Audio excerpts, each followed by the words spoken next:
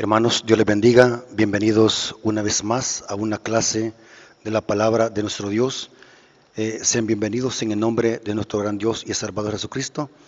Queremos dar la bienvenida a nuestros amigos y hermanos que quizás es primera vez que se acercan a este canal y quizás es primera vez que están viendo un video de este canal. Queremos aprovechar esta ocasión para decirles que se suscriban al canal, que le den like a los videos, comentar, compartir este material. La mejor forma que pueden ayudar a este ministerio es suscribiéndose, invitar a sus amigos a que se suscriban, que vean esta clase de materiales que yo sé que van a ser de una gran bendición, ya que en este canal los temas que se presentan son temas sólidos, profundos y teológicos para el crecimiento espiritual de nuestras vidas. Así que hermanos, sean bienvenidos, pónganse cómodos porque vamos a tener una clase muy interesante. Así que vamos a pedir la dirección de nuestro Dios a través de la oración. Vengamos de rodillas. Bendito Señor que estás en el cielo, santificado sea tu nombre. Gracias te damos, Señor, porque nos permites en esta ocasión poder presentar tu palabra a través de este medio. Danos sabiduría, danos inteligencia para poder discernir tu palabra y poder comprender este tema. Que este estudio de tu palabra, Señor, sea de una gran bendición para nuestros amigos, nuestros hermanos que van a escuchar este mensaje. Que podamos crecer en conocimiento para la honra y gloria de tu nombre. Danos ese Espíritu Santo que inspiró al profeta para que nos guíe toda verdad. Te lo suplicamos en el nombre de Jesús. Amén.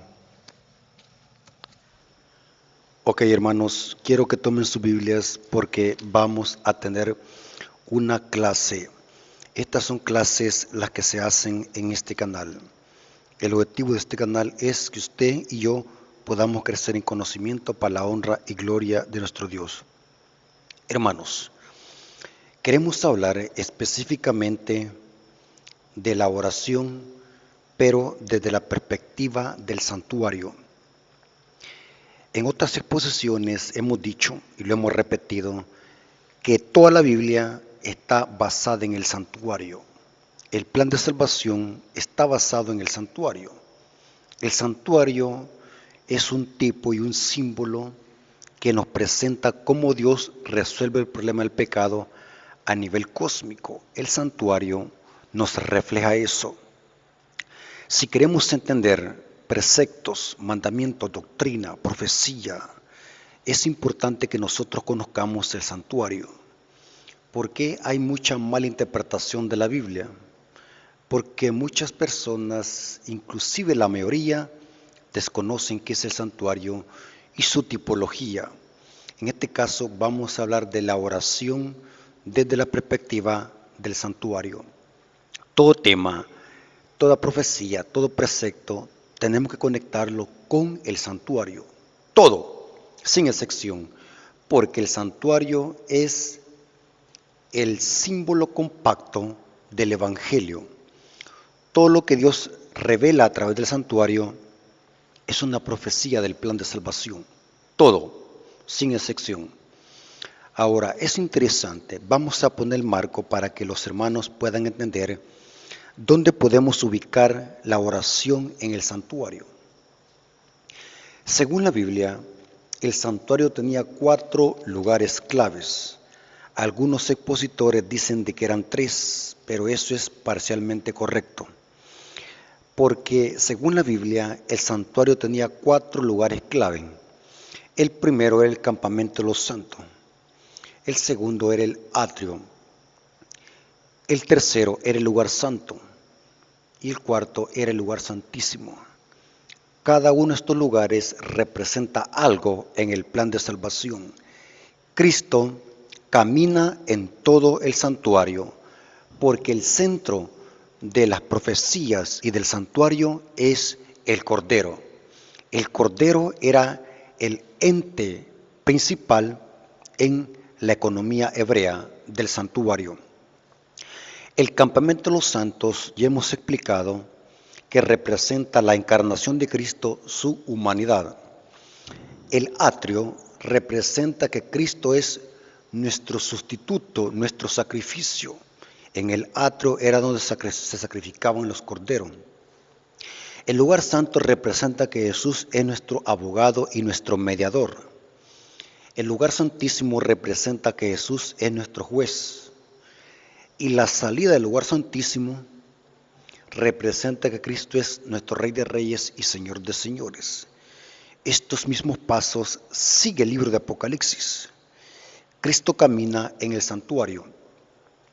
Cristo es nuestro ejemplo a seguir en la encarnación, en el campamento de los santos.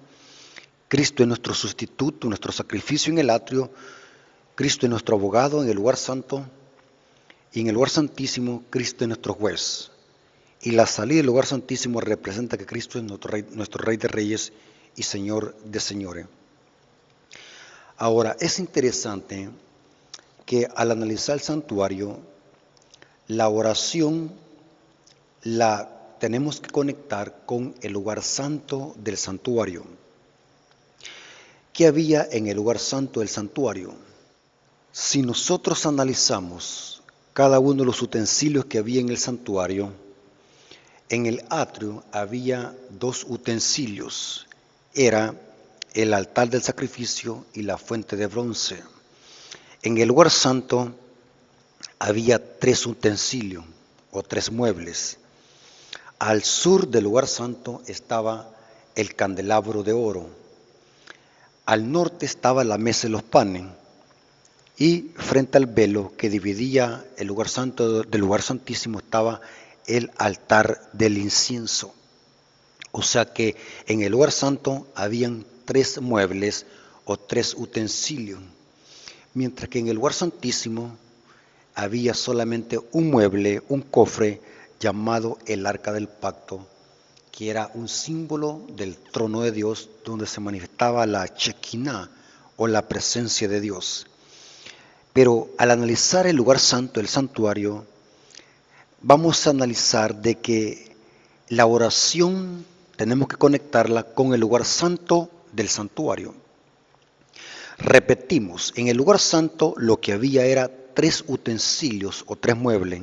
Al sur estaba el candelabro de oro y al norte estaba la mesa de los panes. Y frente al velo que dividía el lugar santo del lugar santísimo estaba el altar del incienso. El candelabro de oro representa la testificación, representa que nosotros, unidos con el Espíritu Santo, somos la luz del mundo. Cristo es la luz del mundo, pero la iglesia cuando se une con el Espíritu Santo es la luz del mundo, dijo Cristo. La mesa de los panes representa que Cristo es el maná, estaba al norte del lugar santo, pero también representa la palabra de Dios. Los cristianos tenemos que alimentarnos de la palabra, que es el pan del cielo. Eso representa la mesa de los panes. Cristo es la palabra encarnada, pero también la Biblia es la palabra escrita. El tercer mueble que encontramos en el lugar santo es el altar del incienso. En el altar del incienso encontramos la oración. Si un cristiano quiere salir victorioso en la tentación, quiere ser fuerte espiritualmente, tiene que aplicar y vivir lo que se contiene en estos 3 utensilios. La testificación, alimentarse con la palabra y la oración. El altar del incienso que estaba frente al velo representa la oración. Muy importante este punto, hermanos. La oración la conectamos con el lugar santo del santuario, especialmente con el mueble que se llama altar del incienso. ¿Dónde estaba ubicado? Está ubicado frente al velo que dividía el lugar santo del lugar santísimo del santuario. Es bien importante, repetimos, la oración tenemos que conectarla con el altar del incienso. El incienso representa las oraciones del pueblo de Dios. Vamos a ver algunos textos bíblicos para que veamos la importancia de la oración en relación con el santuario, tanto el santuario literal como también el santuario espiritual que es la iglesia. Nosotros somos el templo de Dios. Dice Pablo que nosotros somos el templo del Dios viviente. Dice el apóstol, ¿o ignoráis que vuestro cuerpo es templo y morada del Espíritu Santo? Nosotros como iglesia somos el naos. Cristo habita en el cielo, en su santuario, en su morada en el cielo, en su tabernáculo, pero también habita con su iglesia. Cristo dijo que vendría a nosotros a través de la presencia del Espíritu Santo. O sea, es bien importante aclarar este punto. La iglesia no son las cuatro paredes. Cristo no mora en cuatro paredes, el Espíritu Santo no mora en cuatro paredes. El Espíritu Santo mora en su pueblo. Por eso es que el objetivo del santuario era: y harán un santuario para mí, dice Yahweh, y habitaré en medio de ellos. O sea que el santuario solamente iba a ser un medio para Dios alcanzar a su pueblo y habitar con su pueblo, porque el objetivo de Dios no era vivir en una carpa. Dios no vive en una carpa. La morada de Dios está en el cielo. Habacuc 2:20 dice: Jehová está en su santo templo, hablando del templo celestial, el tabernáculo celestial. Calle delante de él toda la tierra. Porque donde Dios mora es en el santuario celestial. Y mora también, hablando espiritualmente, en el corazón de su iglesia, con su pueblo. Eso está claramente reflejado en la Biblia. Así que la oración que está representada por el altar del incienso también se aplica a nosotros como creyentes. Vamos a ver de que un cristiano que no ore es un cristiano debilucho, es un cristiano débil, es un cristiano con una anemia profunda, hablando espiritualmente. Vamos a ver algunos textos bíblicos que nos hablan del altar del incienso. Éxodo 30, versículo 1 al 7, se nos especifica qué era el altar del incienso y dónde estaba ubicado. Dice así: harás asimismo un altar para quemar el incienso. Note para esto, por eso es que se le llamaba altar del incienso. De madera de acacia lo harás. Su longitud será de 1 codo y una anchura de 1 codo, y su anchura de 1 codo. Será cuadrado, y su altura de 2 codos, y sus cuernos serán parte del mismo, y lo cubrirás de oro puro, su cubierta, sus paredes en derredor y sus cuernos, y le harás en derredor una cornisa de oro. Le harás también 2 anillos de oro debajo de su cornisa, a sus 2 esquinas, a ambos lados suyos, para meter las varas con que será llevado. Harás las varas de madera de acacia y lo cubrirás de oro. Noten qué precioso era este utensilio, el altar del incienso. Ahora, noten la ubicación, versículo 6. Y lo pondrás, esta es la ubicación, y lo pondrás delante del velo que está junto al arca del testimonio, o sea, el velo que dividía el lugar santo del lugar santísimo. O sea, que este altar del incienso estaba, el que estaba cerca de ese velo. Y noten cómo dice: y Aarón quemará incienso aromático sobre él cada mañana, cuando aliste las lámparas lo quemará. Ahora, noten cómo dice el Espíritu de Profecía, hablando del altar del incienso y su ubicación. Dice así: Patriarcas y Profetas, página 316, párrafo 2. El tema del libro se llama El tabernáculo y sus servicios. Estoy leyendo la página 316, párrafo 2, dice: exactamente frente al velo que separaba el lugar santo del lugar santísimo y de la inmediata presencia de Dios estaba el altar de oro del incienso. Sobre este altar, el sacerdote debía quemar incienso todas las mañanas y todas las tardes. Sobre sus cuernos se aplicaba la sangre de la víctima de la expiación. Vamos a ver qué significa eso en la tipología. El gran día de la expiación era rociado con sangre.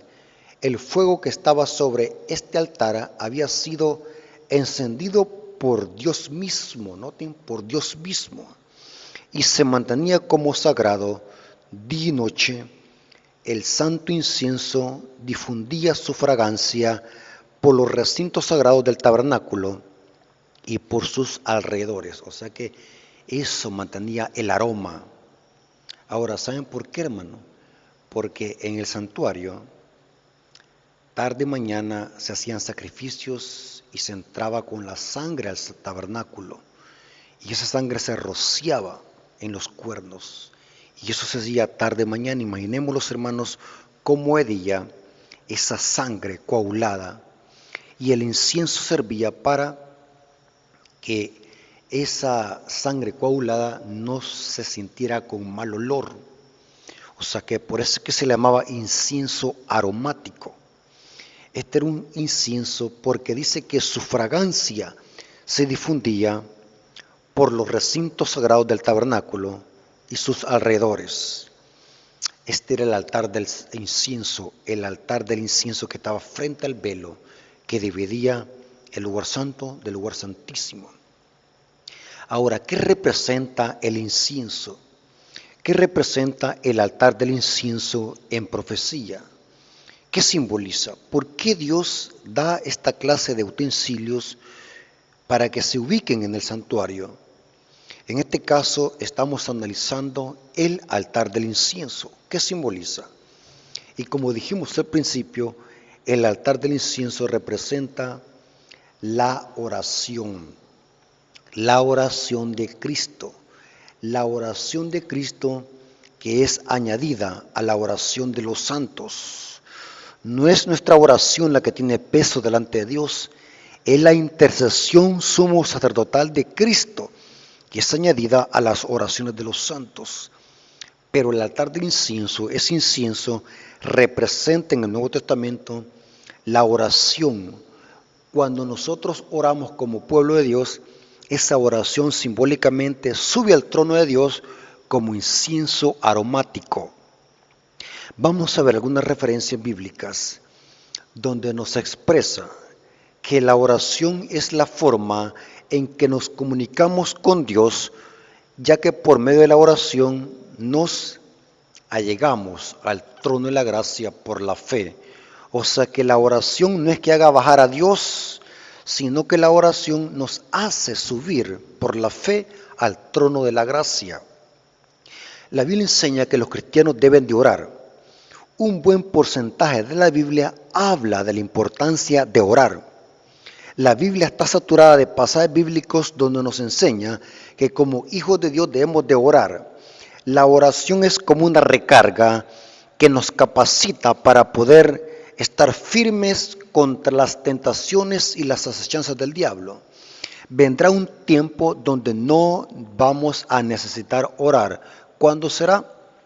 Cuando estemos en el cielo, en las mansiones celestiales, ya no vamos a necesitar orar, porque estaremos frente a la presencia de nuestro Dios en un lugar donde ya no va a haber muerte, ni dolor, ni pecado.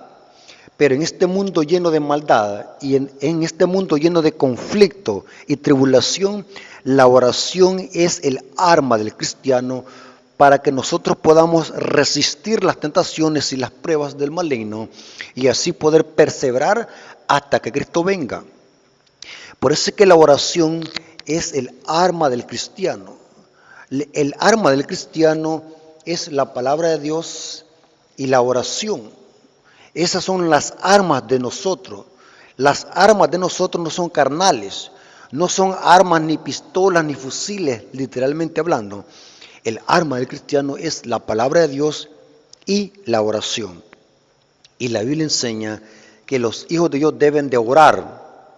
Noten cómo dice Primera de Tesalonicenses 5:17, dice, orad sin cesar.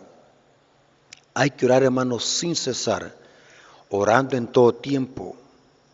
Noten cómo dice Efesios 6:18, la oración es un todo para el cristiano. Por eso es que Pablo no lo incluye como parte de la armadura del cristiano, sino como un todo. Dice Efesios 6:18, dice, orando en todo tiempo, con toda oración y súplica en el Espíritu. Noten, orando en todo tiempo. No importa si estamos alegres, oremos. No importa si estamos pasando una prueba, oremos. No importa si hemos sido perseguidos, oremos. No importa si estamos enfermos, hay que orar. No importa si no hay nada que comer, hay que orar. No importa si somos perseguidos por el amor de Cristo, hay que orar. No importa si somos odiados y menospreciados por nuestra propia familia, hay que orar. Hay que orar aun cuando estemos pasando por momentos difíciles. No importa cuál sea nuestra situación. La Biblia dice que hay que orar siempre, en todo tiempo. Y Pablo es claro, dice, orando en todo tiempo con toda oración y súplica en el Espíritu, y velando en ello con toda perseverancia, súplica por todos los santos. Porque es fácil, hermanos, orar cuando hay comida, cuando hay ropa, cuando hay un buen trabajo, cuando hay una buena casa, cuando hay un buen carro, cuando todos están con salud en la familia. Eso es hermoso, orar y decirle a Dios, gracias Señor, porque tengo un plato de comida en mi casa. Gracias Señor, porque tengo un buen trabajo. Gracias Señor, porque estoy bien de salud. Gracias Señor, porque tengo una hermosa familia. Eso cualquiera lo puede hacer, hasta los impíos lo pueden agradecer. Pero otra cosa es orar cuando no hay comida. Otra cosa es agradecer a Dios cuando se diagnostica una enfermedad. Otra cosa es orar cuando nos despiden del trabajo por ser fieles a la palabra de Dios.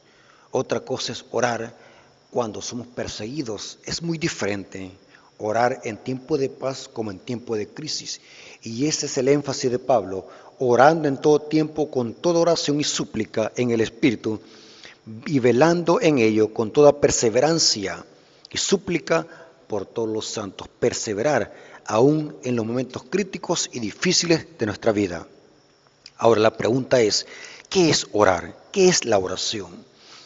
Estuve investigando algunos términos que los teólogos y los eruditos le dan a la oración, pero de tanto investigar no me satisfacían los conceptos que daban de lo que es orar.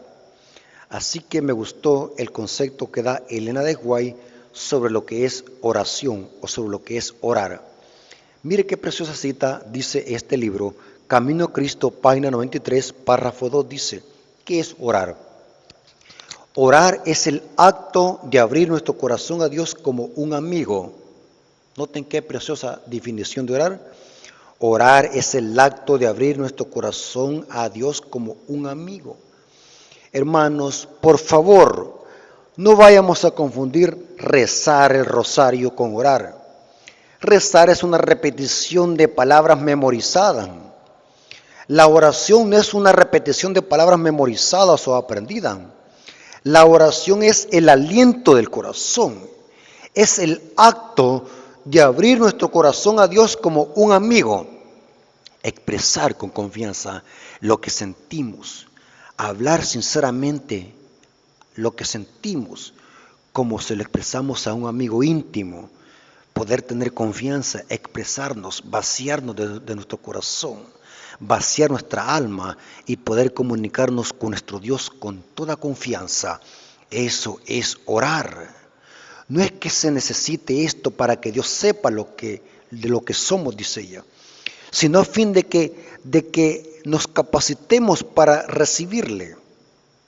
La oración no va a Dios hacia nosotros, antes bien nos eleva a Él, porque esto es lo que representaba el incienso. El incienso subía como un olor grato, ese incienso aromático. Así es la oración. Cuando nosotros nos acercamos a Dios con un corazón contrito y humillado, esa oración es como un incienso, como un olor grato que asciende hacia Dios. Vamos a ver que la Biblia compara a la oración con el incienso. Vamos a ver algunos textos bíblicos para demostrarlo, que ese altar del incienso que estaba frente al velo, que dividía el lugar santo del lugar santísimo, representa la oración de Cristo, que es añadida a la oración de los santos. Dice el Salmo 141, versículo 2, dice, suba mi oración delante de ti como el incienso. Ahí está el altar del incienso, mire. El don de mis manos como la ofrenda de la tarde, porque el incienso se ofrecía mañana y tarde en el santuario. Noten cómo dice Apocalipsis 5:8. Apocalipsis 5:8 habla de que los 24 ancianos, noten qué es lo que tienen. Cuando hubo tomado el libro, los 4 seres vivientes y los 24 ancianos se postraron delante del Cordero, todos tenían arpas y copas de oro llenas de incienso. Ahora, noten ahora qué dice, que son las oraciones de los santos. Ahí está el altar del incienso. Apocalipsis 8:3 dice, otro ángel vino entonces y se paró ante el altar con un incensario de oro. ¿Cuál altar? El altar del incienso. Y se le dio mucho incienso para añadirlo a las oraciones de los santos. Noten, el incienso representa las oraciones de los santos. Y noten cómo dice, sobre el altar de oro que estaba delante del trono. ¿Por qué? Porque el altar del incienso estaba cerca del trono. La diferencia es que dividía un velo, pero estaba cerca del trono. El trono en el lugar santísimo es el arca del pacto, el trono de Dios, donde se manifestaba la Shekinah, la presencia de Dios. Ahora vamos a leer un versículo o dos versículos donde la Biblia une la oración con el incienso. Lucas capítulo 1, versículo 8 al 10, hablando cómo Zacarías estaba ministrando en el santuario de acuerdo al orden de su clase. Y noten qué es lo que hacía Zacarías dentro del santuario y qué es lo que estaba haciendo el pueblo fuera del santuario, al mismo tiempo en una forma paralela. Dice así, Lucas 1, 8 al 10 dice, aconteció que ejerciendo Zacarías el sacerdocio delante de Dios según el orden de su clase, conforme a la costumbre del sacerdocio, le tocó en suerte ofrecer incienso. Noten que él estaba ofreciendo Zacarías adentro del santuario, incienso, entrando en el santuario del Señor. Ahora, noten qué es lo que estaba pasando con la multitud, con el pueblo afuera del santuario. Y toda la multitud del pueblo estaba afuera, orando a la hora del incienso. Zacarías ofrece incienso adentro del santuario y el pueblo estaba ¿qué? Orando a la hora del incienso. Porque el incienso representa las oraciones de los santos, la oración intercesora de Cristo que es añadida a las oraciones de los santos. Ahora, es interesante que según la Biblia, la única oración que es aceptada delante de Dios es la oración que se hace con sinceridad y de corazón. La oración que Dios acepta como un olor grato, como es incienso, esa oración tiene que tener ciertas características. No es cualquier oración. La oración genuina tiene ciertas características. Y una de esas es que el que ora debe de vivir en armonía con eso que pidió en la oración. Por ejemplo, supongamos de que alguien ora antes de salir de su casa y le diga a Dios, Señor, te pido que me cuides en el camino. Pero esa persona que sale de su casa ve en su carro a 120 kilómetros por hora. Eso se llama presunción. Porque para que Dios escuche esa oración y esa oración sea legítima, el que oró a Dios tiene que actuar en su vida cotidiana de acuerdo a lo que oró. Si pide que Dios lo cuide, esa persona tiene que cuidarse también. Y como le acabo de poner el ejemplo del que va a 120 kilómetros por hora, de lo contrario eso sería presunción. La oración que Dios contesta y la oración que asciende al trono de la gracia como un incienso aromático es la oración que se hace con sinceridad y de todo corazón, con el objetivo de apartarse del mal. Salmo 66, versículo 18, dice así, noten cómo dice David, si en mi corazón hubiese yo mirado la iniquidad, la palabra iniquidad es adiquía, significa infracción de la ley, el Señor no me habría escuchado. Noten, hermanos, si yo hubiese mirado la iniquidad, el pecado, el Señor no me habría escuchado, porque Dios no escucha la oración de los impíos, a menos que se arrepientan. Porque la única oración sincera que Dios escucha y Dios contesta es aquella oración que se hace con un corazón contrito y humillado, pero al mismo tiempo el pecador se aparta del pecado y vive en armonía con eso que pidió en oración. Proverbios 28:9 dice así, un versículo que muchos conocemos. Proverbios 28:9 dice, el que aparta su oído para no oír la ley, su oración también es abominable. Noten, hermano, una persona que le pida a Dios en oración, pero que no quiera dejar el pecado, esa persona, la oración, en lugar de ser una bendición, es una abominación para Dios. El que aparta su oído para no oír la ley, su oración también es abominable. Terrible, hermanos. Noten lo que dijo Jesús, algo similar, pero con diferentes palabras. Juan 9:31, dice Jesús aquí. Y sabemos que Dios no oye a los pecadores, pero si alguno es temeroso de Dios y hace su voluntad, a ese oye.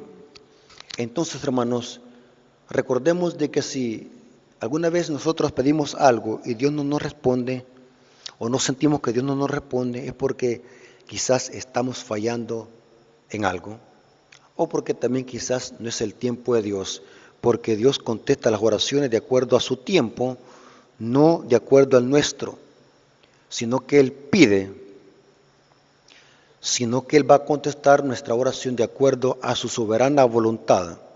Pero la Biblia es clara, para que Dios escuche nuestras oraciones y lleguen al trono de la gracia como un olor grato, como un incienso aromático, la persona tiene que vivir de acuerdo a la voluntad de Dios, de lo contrario esa oración es abominable. Ahora, otro dato interesante, para que esa oración sea como un incienso aromático, la Biblia enseña que hay que pedir con fe. Pedir con fe. Noten, y aquí vemos otro punto en favor de la oración, que contradice el famoso rezo católico. La Biblia no enseña que hay que rezar, la Biblia enseña que hay que orar. Y la mejor forma para que Dios conteste nuestra oración es que también debemos de pedir con fe. Noten como dice Hebreos 11:6, dice, pero sin fe es imposible agradar a Dios, porque es necesario que el que se acerca a Dios crea que le hay y que es galardonador de los que le buscan. Noten, hay que pedir con fe, hay que orar. Noten las condiciones de la oración, una oración sincera, con un corazón contrito y humillado, y hay que pedir con fe. Ahora, es interesante que aunque la Biblia dice que hay que pedir a Dios, hay que clamar a Dios, la Biblia enseña que hay que pedir de acuerdo a su voluntad. No se trata solamente de pedir, porque hay quienes piden y no reciben porque piden mal, porque lo que pedimos tiene que ser de acuerdo a la voluntad de Dios, y este es otro requisito de la oración genuina para que se convierta en olor grato, como un incienso aromático. Voy a leer por lo menos 4 citas donde la Biblia enseña que si pedimos en oración, eso que pedimos esté de acuerdo a la voluntad de Dios. Noten como dice 1 Juan 3:22, dice, y cualquier cosa que pidiéramos, noten cualquier cosa, pero ¿en qué contexto se habla? De acuerdo a la voluntad de Dios. Por ejemplo, Dios tiene potestad para darle a un hijo de Dios $1,000 millones o la riqueza de todo el mundo. Sí, de Dios es la plata y el oro. Eso dice Ageo 2:8. Pero Dios sabe lo mejor, que puede ser de que por esa riqueza nos vayamos a perder. Así que no se trata solamente de pedir, sino se trata de pedir de acuerdo a la voluntad de Dios. No se trata, por ejemplo, de pedir, Señor, yo necesito que me des 1 libra de marihuana. O Señor, yo quiero que me des una arma de fuego para tenerla en la casa. Eso significa que no estamos pidiendo de acuerdo a la voluntad de Dios. Si oramos, si pedimos algo que sea de acuerdo a la voluntad de Dios, y en ese contexto el apóstol Juan dice, y cualquier cosa que pidiéramos, lo recibiremos de Él. ¿Pero en qué contexto? De acuerdo a la voluntad de Dios. Porque guardamos sus mandamientos, noten, y hacemos las cosas que son agradables delante de Él. Hay que pedir, pero cosas de acuerdo a la voluntad de Dios. 1 Juan 5:14, dice el mismo apóstol, dice, y esta es la confianza que tenemos en Él, que si pedimos alguna cosa conforme a su voluntad, Él nos oye. Noten, hermanos, este detalle es bien importante. Otro requisito para que nuestra oración sea como olor grato, como el incienso aromático, es que pidamos en oración cosas que sean de acuerdo a la voluntad de Dios. Santiago 4:3 dice así: pedís y no recibís, porque pedís mal, para gastar en vuestro deleite. Noten, hermanos, hay que saber pedir. No solamente de pedir, hay que saber pedir, hay que saber orar, porque lo contrario, hermanos, puede ser que esa oración sea una abominación para Dios. Interesante. Ahora, una pregunta que muchos hermanos me han hecho. Hermano Rafael, ¿cómo debe ser la postura correcta para orar? Así que voy a aprovechar para responder esa pregunta. Muchos hermanos me la han hecho ya sea por mensaje, me la han hecho así personalmente. Cuando voy a iglesias me han hecho esa pregunta y me dicen: hermano Rafael, ¿cuál es la postura correcta de orar? ¿De pie o de rodilla? Y quiero decirles, hermanos, lo siguiente. Hace muchos años salió un grupo disidente y separatista llamado los de la vara del pastor, más conocidos los davidianos adventistas. El fundador de este movimiento separatista de ex-adventistas es el famoso Víctor Tacho, así se pronuncia, Tacho Harold Utef, Víctor Tacho Utef. Es el fundador de los de la vara del pastor, davidianos adventistas. Y que ellos dicen que son adventistas, pero no tienen nada que ver con la iglesia adventista. Es un movimiento separatista fuera de la iglesia adventista, que la tarea de ellos es separar las iglesias, dividirlas, meter cizaña y dividir las iglesias y desbaratarlas. Es bien importante que nosotros estemos alerta contra este grupo separatista, los de la vara del pastor. Llegan a las iglesias, no despiertan sospechas, analizan el terreno y empiezan a meterle a los hermanos otra teoría a través de su literatura, de pequeños libros, y después los hermanos empiezan a ver a la iglesia adventista y sus doctrinas como una iglesia extraña, cuando queda su mente minada por la literatura de los davidianos adventistas, que su deber es, o su misión es, desmantelar las iglesias adventistas. Y cuando se descubren de que son de la vara del pastor, la iglesia adventista les cierra las puertas para evitar esta clase de confrontaciones y divisiones dentro de la iglesia, porque ellos entran a las iglesias solo para contradecir al predicador, o cuando alguien está dando la lección de escuela sabática, ellos les gusta contradecir. Y cuando se les prohíbe entrar a la iglesia, ellos allá afuera en la calle se arrodillan en el sol, en el polvo, para que la gente los vea, como que si fueran víctimas. Ahora, hay que tener cuidado con este grupo separatista, los davidianos adventistas o la vara del pastor. ¿Por qué digo este paréntesis? Porque este movimiento sostiene de que la oración debe de ser única y exclusivamente de rodilla, más nada ni menos nada. Tiene que ser únicamente de rodilla, porque si no nos arrodillamos, estamos de alguna manera en apostasía o estamos mal con Dios. Y quiero decirles, hermanos, lo siguiente. Usted puede tener un criterio personal de cómo debe ser la oración y cuál debe ser la postura de la oración, pero eso sea para sí mismo. Por ejemplo, yo hago oraciones de pie y hago oraciones de rodilla. Ahora, pero yo no impongo eso a los hermanos, a decirles: hermanos, usted tiene que orar así, solamente así, y ya de otra postura ya no. Porque eso sería proselitismo dentro de la iglesia, siendo dogma de un criterio personal. Ahora, cada quien puede decidir cómo le ora a Dios, si de pie, de rodilla. Ese es un criterio personal, es una relación entre usted y Dios. El problema es que los de la vara del pastor hacen dogma este punto de que la oración únicamente debe ser de rodilla. O sea, hacen un punto de doctrina y de debate, aún un punto de salvación. Solamente les hace falta decir de que orar de pie sea pecado. Ahora, ¿por qué digo este punto, hermano? Porque la Biblia enseña de que la oración no depende de una postura, sino de una intención. Claro que la postura es importante, pero lo más importante para Dios es la intención con que nos acercamos a Él. Porque alguien puede tener una postura muy hermosa, pero es posible que su corazón no esté de acuerdo a la voluntad de Dios. Por eso es que antes de hablar de postura, tenemos que hablar de intención del corazón.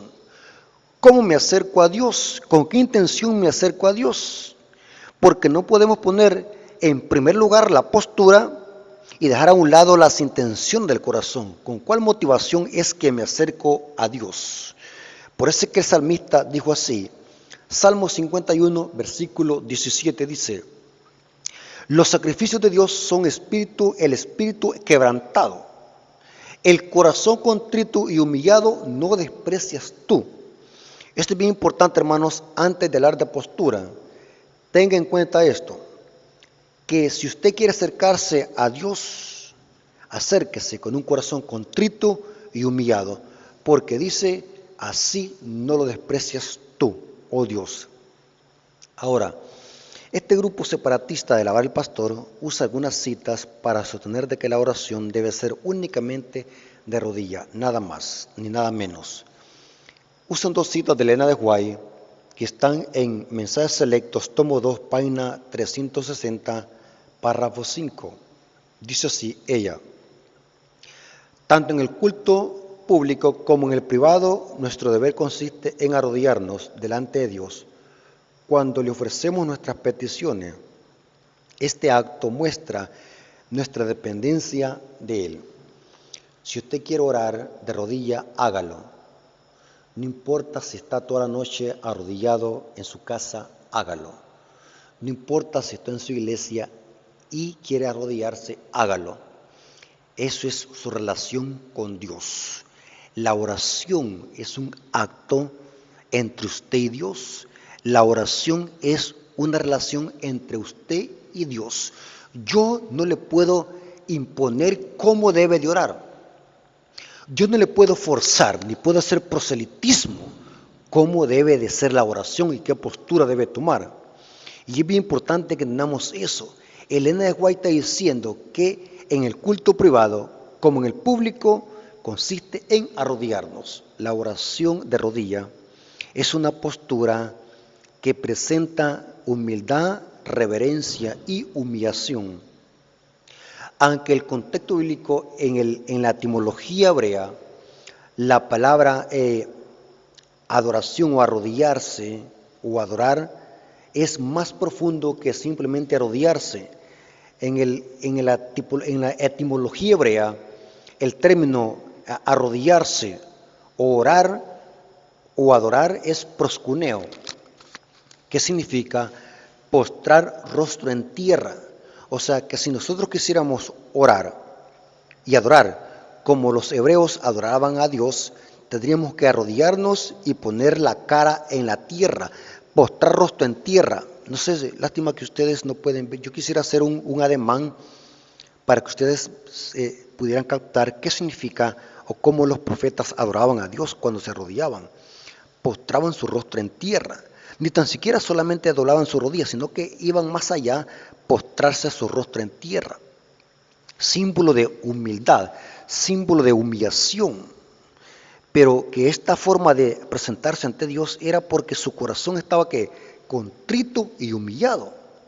Ahora, bien importante que nosotros entendamos esto. No podemos hacer proselitismo ni dogma de una postura, porque para Dios lo más importante es el corazón contrito y humillado. Otra cita que usan los de la Vara del Pastor es Mensajes Selectos, tomo 2, página 362, párrafo 1, dice Elena de White, quiero dirigirme a todos los que ocupan el puesto de profesores en nuestras escuelas. Hombres y mujeres, no deshonréis a Dios con vuestra reverencia y ostentación.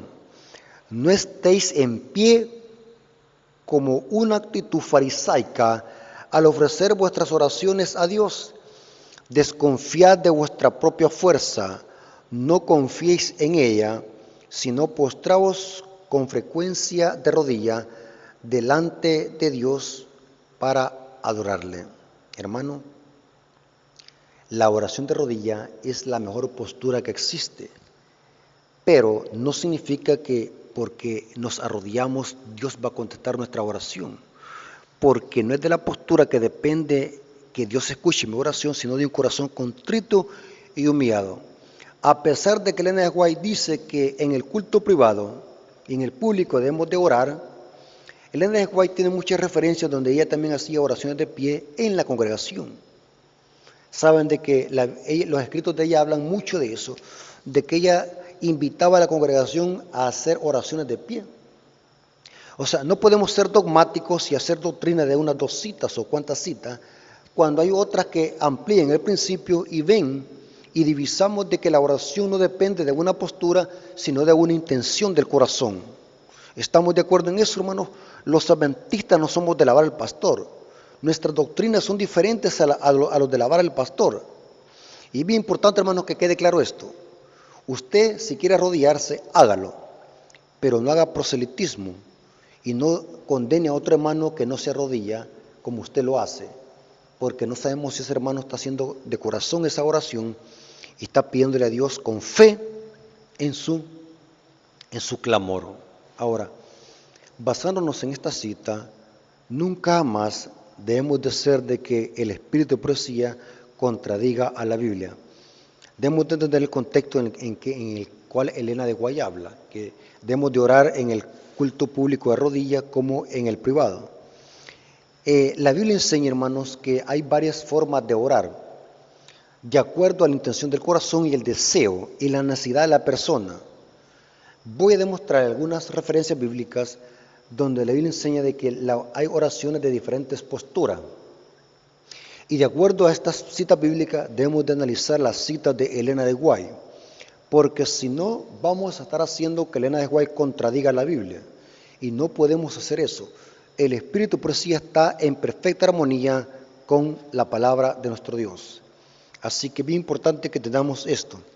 Algunos ejemplos de oración, por ejemplo, oración de pie. La Biblia dice en 1 Reyes 8:22 de que Salomón oraba de pie. En Nehemías 9:2 dice que Israel oraba también puesto en pie. No vemos que la Biblia haya condenado a Salomón o a Israel porque estaban orando de pie. Muy importante ese punto. También vemos en la Biblia oraciones de personas que están sentadas orando. Noten cómo dice 2 Samuel 7:18. Dice que David oró sentado. Y eso lo corrobora también el comentario bíblico adventista. Dice que David estaba sentado orando. Noten, esta es otra postura. Salomón lo hace de pie, Israel está de pie y David está sentado. Pero también vemos oraciones de rodilla. El mismo Salomón también oró de rodilla. Según de Crónicas 6:13. David oraba también de rodilla. Salmo 95:6. ¿Y qué diríamos del Maestro, nuestro Señor Jesucristo? Jesús oraba de rodilla. Lucas 22:41. ¿Y qué diríamos de Pablo? Pablo oraba de rodillas. Hechos 20:36. Pero también vemos otra clase de postura. La Biblia enseña que podemos orar cuando estamos en la cama, ya acostados. Salmos 4:4 dice que debemos de orar cuando estamos acostados. Noten, Isaías 38:1 también hace referencia a que podemos orar cuando estamos también acostados en la cama. Ahora, como hemos visto en estos ejemplos, notamos que la oración para que suba como un incienso y un oro grato ante Dios hasta su trono no depende de una postura, aunque es importante la postura, sino que depende de un corazón contrito y humillado. Y es que vemos que los grandes hombres de Dios oraron de diferente forma y diferentes posturas. Entonces la pregunta queda contestada. ¿Cuál es la postura correcta para orar? Toda, de acuerdo a las circunstancias y a la necesidad del que está orando. Sencillo. No somos de alabar al pastor, no somos dogmáticos. La Biblia es clara. Ahora, un detalle importante antes de terminar esta presentación. Es importante aclarar, hermanos, que algunas veces cometemos errores en orar. Por ejemplo, algunas veces nosotros usamos palabras incorrectas para orar. Y hay que tener cuidado, hermanos, porque no podemos aprenderlos una oración de memoria. No podemos repetir una oración de memoria. Hay que saber qué es lo que vamos a orar. Porque recordemos de que la oración es el aliento del corazón, es hablar con Dios como un amigo. Por ejemplo, en la iglesia vemos muchas veces que hay hermanos que repiten frases erróneas en las oraciones. Por ejemplo, decimos una frase muchas veces, y eso yo se lo he escuchado a muchos hermanos: Señor, más cuando ya va a empezar el culto de oración, Señor, te oramos o te pedimos para que le apresures el paso a los hermanos. Antes de iniciar el servicio de canto, los hermanos oran de esa manera: Señor, te oramos para que le apresures los pasos a los hermanos. Estas son oraciones equivocadas. ¿Por qué razón? Porque Dios a nadie lo va a apresurar. Dios a nadie lo va a sacar corriendo. Porque la persona que va a llegar temprano a la iglesia, llega temprano. Y la persona que tiene un mal hábito de llegar tarde, va a llegar tarde. No importa que se hagan 1000 oraciones por ella. Por eso es que es errónea esa frase, decir: Señor, te pedimos de que apresures el paso para que los hermanos lleguen a la iglesia ligero. Esas son frases erróneas, porque Dios no actúa de esa manera. Dios lo que hace es santificar nuestro intelecto, para que nuestro intelecto, nuestra mente, santificada por el Espíritu Santo, vamos a cumplir con nuestros deberes y obligaciones de poder estar temprano en la iglesia, adorando y glorificando el nombre de nuestro Dios. Pero hay otro detalle muy importante que como iglesia estamos fallando, hermanos, y es lo siguiente. Una cosa es la oración en público y la otra es la oración privada. La oración en público tiene que ser concisa y precisa, exactamente y específicamente por lo que se está pidiendo. En la oración privada, usted puede orar allí hasta por el sobrino, por el nieto, por el bisnieto, por las gallinas, por Chucho, por la olla de frijoles. Puede orar hasta por el caballo, por la milpa, por la plaga que se está comiendo la milpa, porque su nieto no tiene zapatos. Usted puede orar por lo que le da la gana, pero eso puede ser en una oración privada. Pero la oración en público no debe ser larga, porque eso es un crimen. Hay hermanos que en el púlpito hacen oraciones extremadamente largas y eso no es correcto. Las oraciones en público tienen que ser cortas, concisas y precisas, al grano, como decimos los salvadoreños. La oración privada, usted, si usted quiere, puede orar hasta en la madrugada y puede orar por lo que le da la gana, pero las oraciones en público tienen que ser cortas, ya que mucha gente se cansa de orar. Me refiero a las visitas. Cuando las visitas están tanto tiempo arrodillados, se cansan y eso es una fatiga física. Y esto lo condena el Espíritu de Profecía, hermanos. Noten cómo dice Testimonios Selectos, tomo 4, página 41 al 42, dice: las oraciones ofrecidas por los predicadores antes de sus discursos son con frecuencia largas e inadecuadas. Abarcan una larga lista de asuntos que no se refieren a las necesidades del momento o de la gente. Esas oraciones son adecuadas para la cámara secreta, pero no deben ofrecerse en público. Los oyentes se cansan y anhelan que el predicador termine. Yo le llamo oraciones matadoras. Hay hermanos que se les invita: hermano, lleve la oración, y empiezan a orar por cosas innecesarias y se tiran casi media hora orando. Hermanos, aunque la oración es buena y podemos orar en todo tiempo, como dice Pablo, pero cada cosa en su lugar. Para cada cosa hay un tiempo en la iglesia. Hay tiempo para la escuela sabática, hay tiempo para el servicio de canto, hay tiempo para el repaso de la lección, hay tiempo para los diezmos y ofrendas, hay tiempo para la oración y para la predicación. No podemos extenderlos porque estamos en público y eso se refiere a la oración. Yo le llamo oraciones matadoras, oraciones extremadamente largas. Eso es una evidencia que el hermano que está orando durante toda la semana no ha orado y viene a vaciarse en una sola oración que no pudo hacer durante toda la semana. Yo le llamo oraciones matadoras. Tengamos cuidado con esos hermanos que se emocionan a la hora de orar y empiezan a orar hasta por familiar que esté en Estados Unidos, hasta por familiar que tienen en la casa enfermo, hasta por el familiar que tienen en la cárcel. Y no estoy diciendo que eso sea malo, lo que estoy diciendo es de que una cosa es hacer una oración específicamente por algo y otra cosa es hacer una oración general en público para lo que se va a hacer en ese momento. Si se va a recoger los diezmos y ofrendas, hermanos, oremos por los diezmos y ofrendas.